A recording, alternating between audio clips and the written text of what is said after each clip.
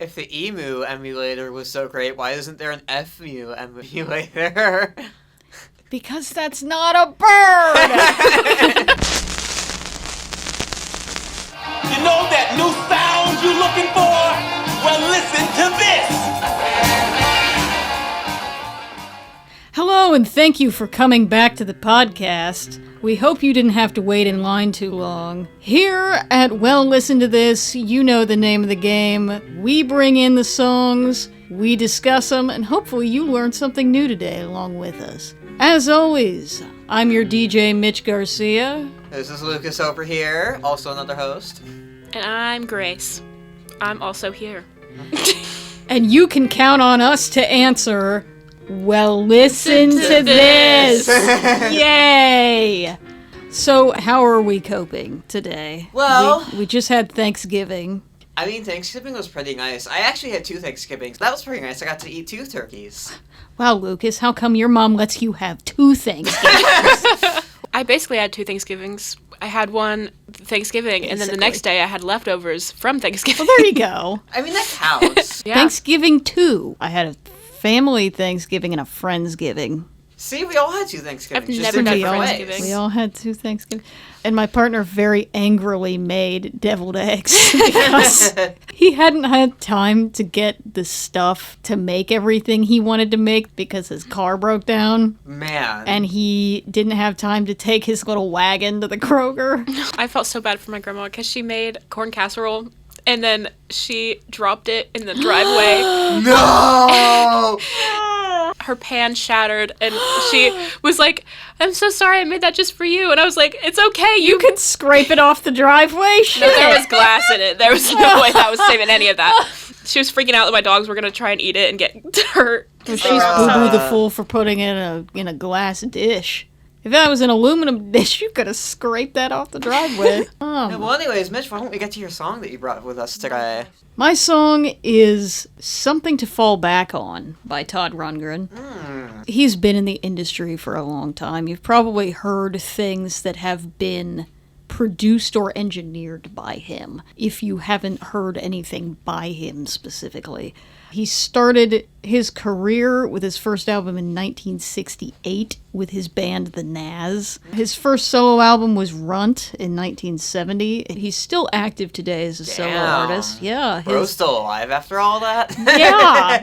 I think he's like 67 or something. I could be wrong there. I'm definitely wrong there. Approximately I feel like that he'd age have range. to be older, but I'll trust your word for it. Let's consult Google. I mean, I was going to trust your word for it until you started to pull out 77. Yeah, okay. I was 10 years off. You should not have trusted my judgment. But yeah, he's still active as a solo artist. His last album was in 2022. I think it was Space Force. I've seen him in concert upwards of 10 times, I think. Damn. Yeah, because my mom was a huge Todd fan growing up.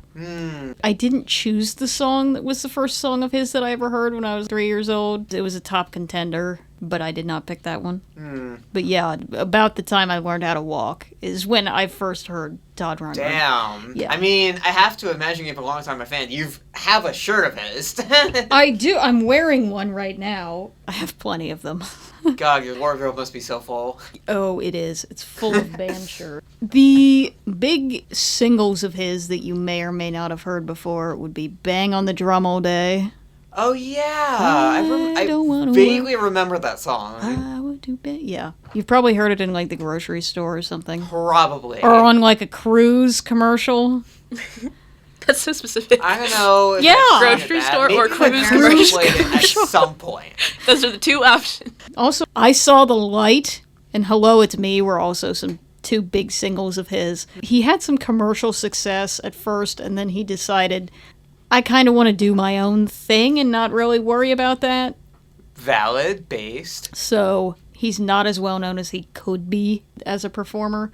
He was inducted into the Rock Hall in 2021, though. Oh, damn. Yeah. I mean, I would too. He has a total of 69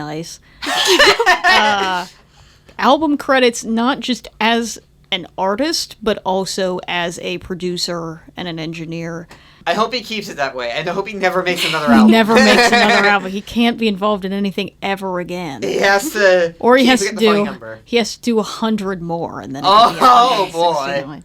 You might know some of the artists that he's produced: Badfinger, New York Dolls, Grand Funk Railroad, Meatloaf, Cheap Trick, Patti boy. Smith, Hall & Oates, The Tubes.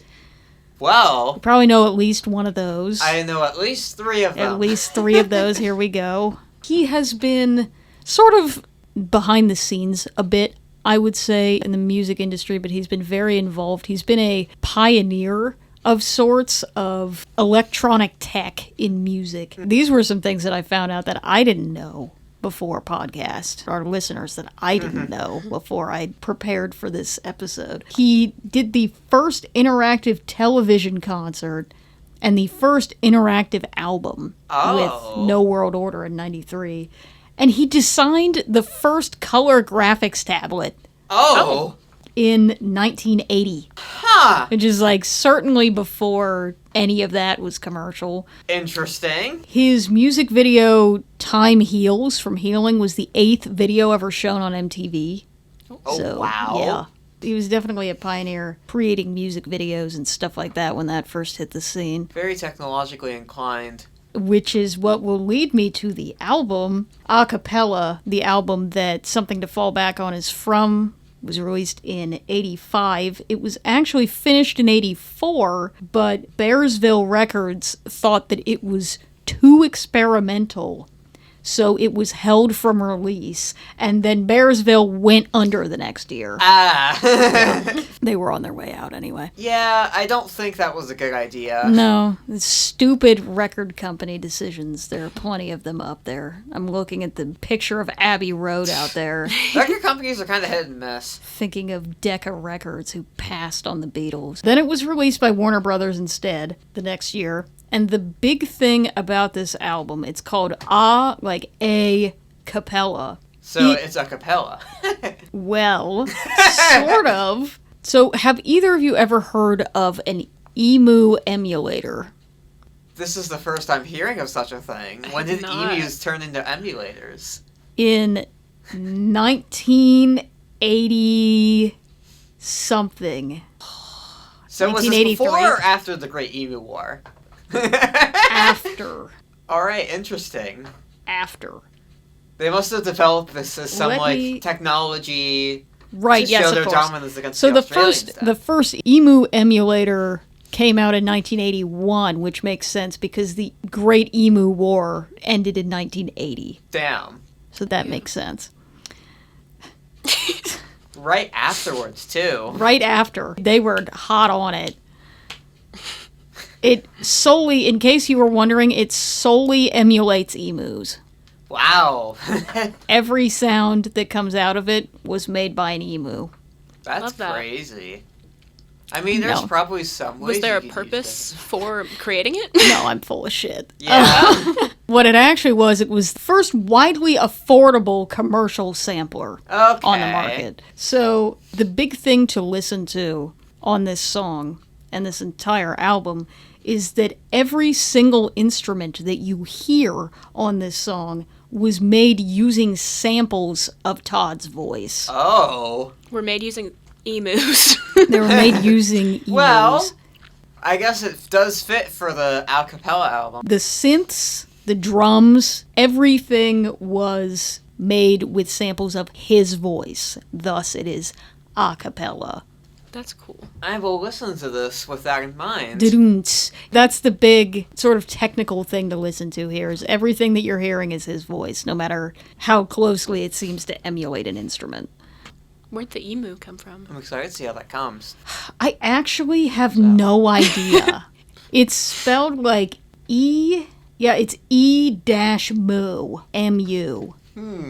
Emu emulator. There was a couple of them. There was a second one too. They ran from 81 to 2002, so they are no more. You can no longer get a new emu emulator. If the emu emulator was so great, why isn't there an FMU emulator? Because that's not a bird! Right, I was going to play the song. Oh yeah, It's good almost idea. like that's the point of our podcast. Almost like that's podcast! Woo! Well, listen to this.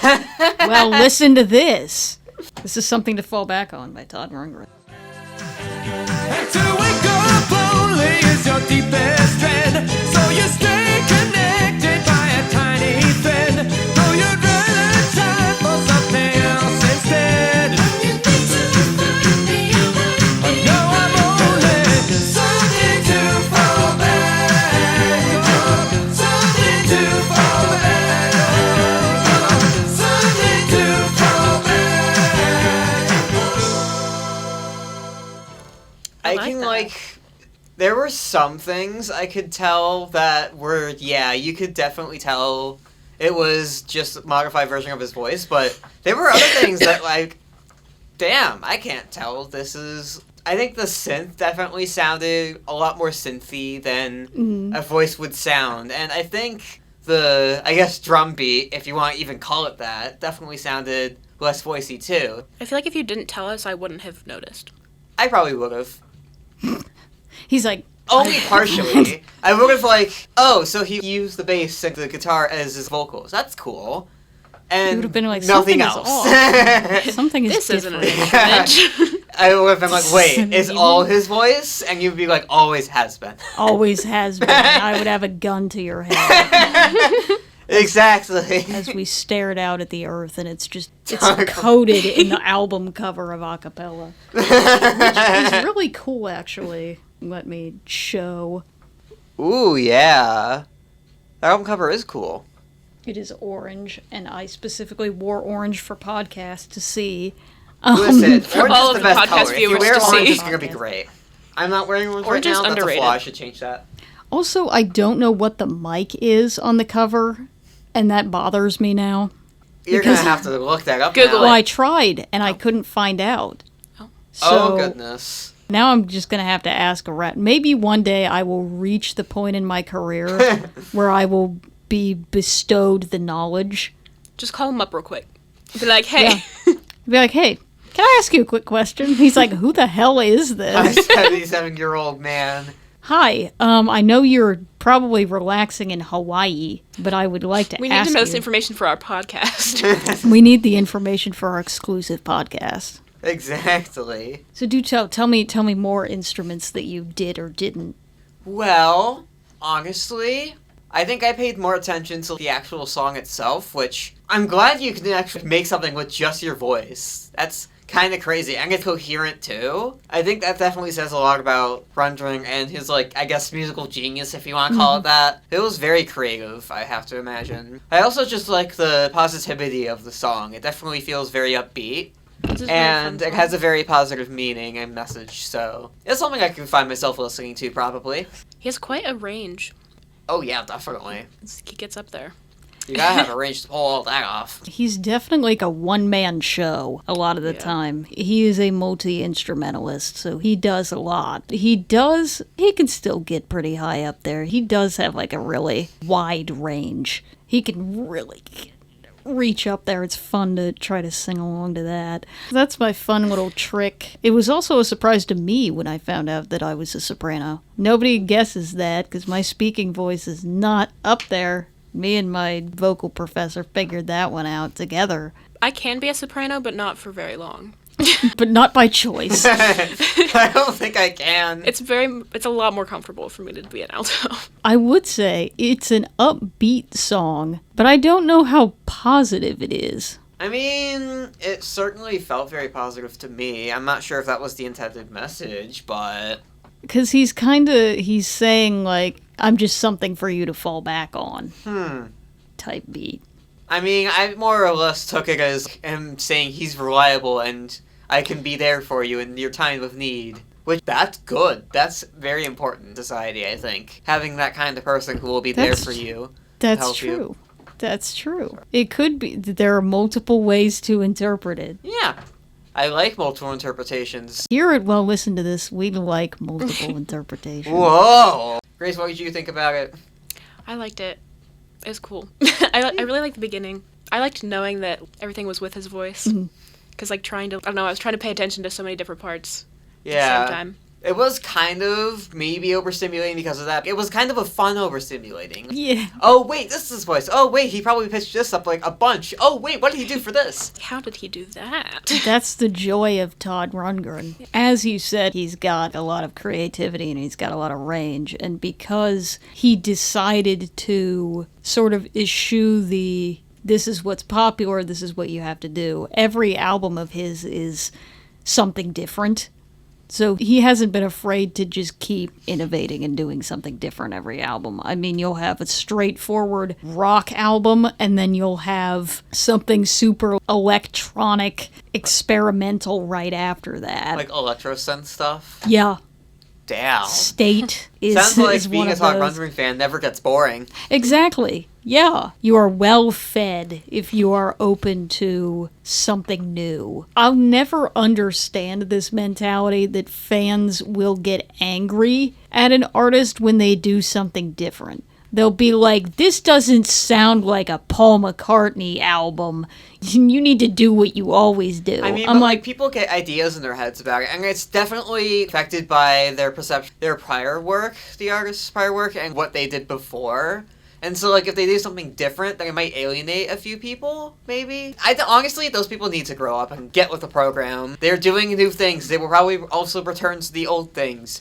Yeah, it's like, It will be fine. I don't know if it's the ADHD, but if they do the same thing every time, I'm going to get bored. exactly. If I want to hear the same thing, I'll listen to their old one. Just listen to the. Just go Yeah, back and exactly. listen to fucking Please Please Me then. I don't know.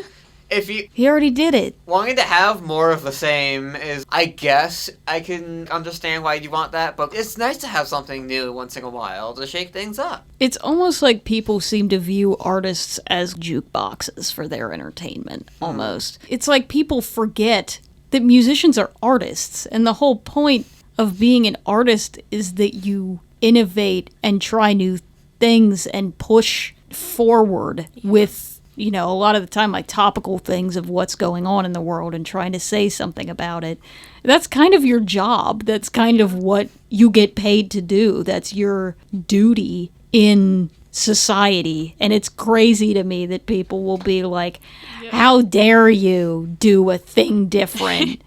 Yeah, Music they're is the also art. humans and would get bored by doing the same thing over and over again. I know I would at least. I don't know. I mean, I guess some people do it. Some people just ride the hits tour forever and just do the same thing over and over again. It definitely feels like a philosophical debate, new and old, somewhat. I think people work in cycles sometimes, and people will come back to things that they liked. You know, Fall Out Boy kind of came back to their roots a few years ago, and it was great. Everybody loved that. I mean, you gotta do something different first before... I guess if you're in a cycle mentality, you gotta try something else first before you realize you can do something with what you had before, Yeah. I suppose. Hardcore fans of some of these artists will act like that. If you're a fan of this person, like, what are you... But the thing with hardcore Todd fans is they're expecting something different or weird, you know? So he did manage to cultivate his audience a long time ago at the expense of, you know, more commercial success, I suppose, that some of his On their toes. contemporaries That audience had. must be a pretty nice audience. They're interesting. Huh. He does, like, events. He'll go on a cruise. People can pay to, like, go on this big cruise with a bunch of other Todd fans and stuff. Damn. I think that's Todd stock. I think that's the same thing. Definitely, for better or for worse, they're the kind of people that they would just eat it out of his hands, whatever he puts out next. Who would go to a concert when you can go to a cruise? Waiter, more Todd Rundgren, please. No, me. I don't even know if I mentioned Utopia. He had a band, Utopia, also, which Ooh. was a really, like, progressive rock kind of band. And he still tours with a couple of the people that were in it. Kaz Sultan, who is adorable. I love Kaz Sultan. He's awesome. He's his bassist. I mean, I would have to imagine forming a band with anyone, just kind of deepen a relationship with them. As long as you don't get into, like, For better or dis- for like worse. arguments or anything with them, which I guess a lot of bands have. In some cases, there has to be bands that have friendships with each Looks other. through my window at Abbey Road again. Oh, yeah, there's several bands that have had songwriting partnerships that have just fallen apart. I think it's just if you wind up close enough with people. I mean, they talked about it being like a divorce, you know, that you get close enough with people that you wind up growing apart from people. Like, the closer you are to somebody, the more that you can upset each other, I think, is the thing. So if you start to grow apart or you start to disagree on things, because there are some bands that'll do the whole, yeah, we've got the band, but then we also do all of our solo stuff. And then sometimes we come back together and do the band. And there are some bands that just blow the fuck up and they never do anything as a band ever again because it was just way too heated. It's like a star exploding. What a supernova. I don't know the exact history of Utopia. I assume they didn't all want to kill each other because they just did a was it like a 50-year tour or something a few years ago? I ask as if you would know. A few years ago that I went to. That was really cool. What was it that you said earlier about 40 years from something? It's actually, I found this out after I had started preparing for this episode, it was just the 40-year anniversary of A Capella, actually. Damn. I mean, I guess it makes sense that we've listened to it now. It's serendipity. He just did a record store day re-release of the album for the first time in decades, I think. Damn. That's really cool. I have not gotten it yet, and it is not orange, unfortunately. Oh, well. But I believe the self-titled 74 Todd is blue and orange. It's a double album. Oh so there's my a god, blue that's like one of the best color combos of all kinds. Exactly. You're going to find out that I'm a Paul McCartney fan.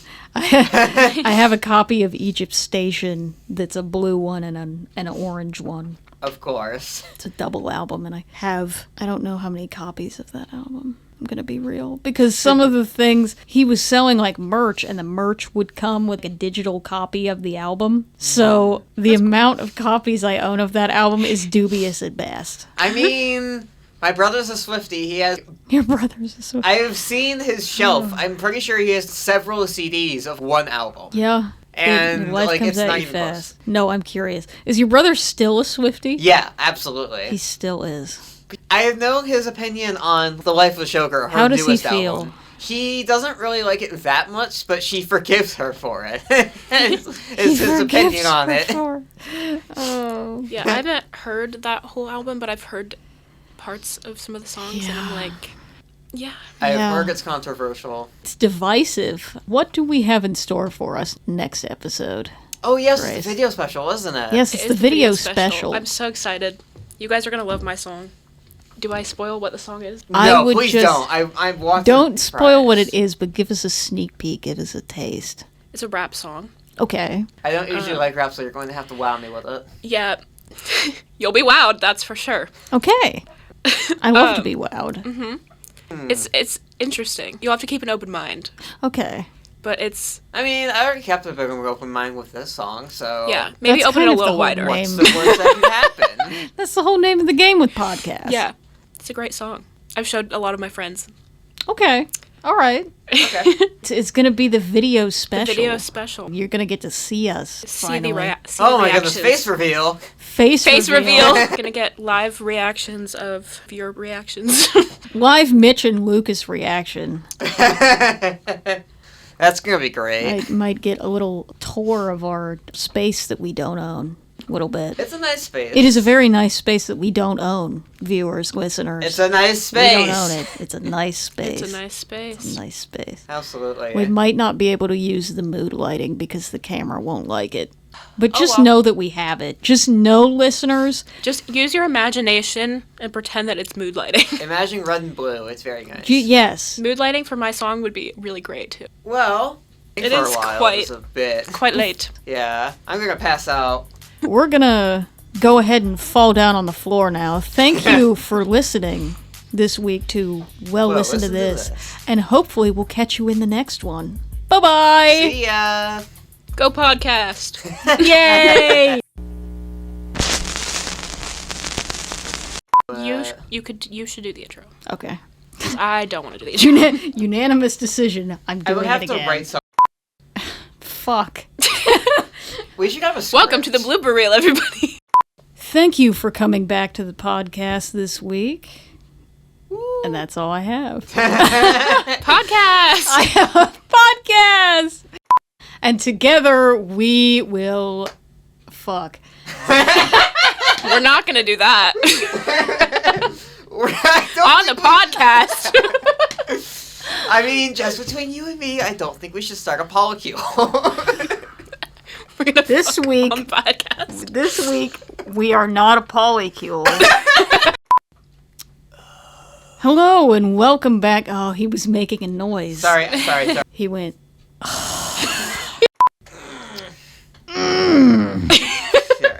Sorry. We gotta stretch the old bones. Like, This podcast is sponsored by hydration.